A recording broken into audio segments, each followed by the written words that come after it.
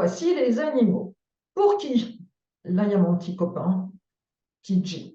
Donc, en haut, à gauche, pour les chiens.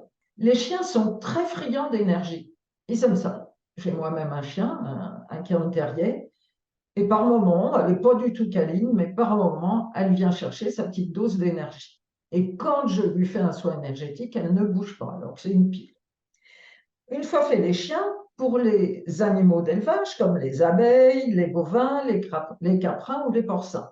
La particularité des abeilles, c'est que quand je soigne les ruches, cette apicultrice a 200 ruches. Donc, inutile de vous dire que quand je dois travailler sur ces ruches, j'ai trouvé une solution qui est, moi, de les réunir en un même lieu, parce que bon, elle en a partout, évidemment, enfin partout non, mais dans plein d'endroits.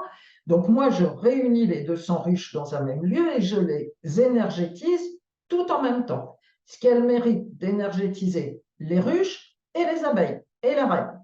Ensuite, on peut aussi énergétiser les poissons. Il suffit de mettre les deux mains autour du bocal, ce qui va énergétiser l'eau et va énergétiser le poisson. Le cas particulier des chats, figurez-vous que les chats n'ont pas besoin d'être énergétisés. Je m'étonnais du fait que je n'avais pas de chat dans les demandes de soins énergétiques, puisque en gros, moi, je crée aussi en fonction des demandes.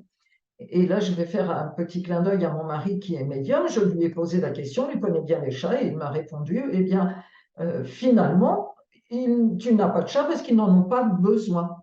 Les chats ont ce côté plus animal que les chiens, qui fait qu'effectivement, au bout du compte, ils se débrouillent fort bien tout seuls.